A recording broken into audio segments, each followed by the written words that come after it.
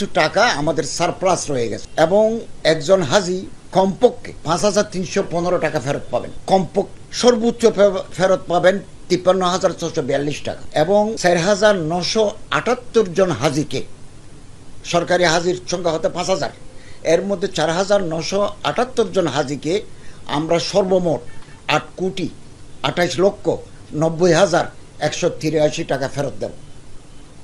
এই টাকা আমাদের হাতে আছে, আমরা তাদের অ্যাকাউন্টে এই টাকা সরকারি আইবাসের মাধ্যমে যাবে তো, আইবাস না, ব্যাংকের মাধ্যমে, BFTN এর মাধ্যমে আমরা তাদের অ্যাকাউন্টে পৌঁছিয়ে দেব। যারা মারা গেছেন এটা তাদের ওয়ারিসদের কাছে সিস্টেম অনুযায়ী পৌঁছে যাবে। এবং এরূপ টাকা পাঠাতে আমার মন্ত্রণালয় থেকে কোনো ফোন করা হয় না, কারো ডেবিট কার্ড ক্রেডিট কার্ডের নাম্বার চাওয়া হয় না, কিন্তু একটা চক্র প্রতি বছর মানুষের কাছে প্রতারণা করে টাকা নেয় যে হজের টাকা পাবেন, আপনি এই করেন সেই করেন, এটা করে, এটা প্রতারণা করে।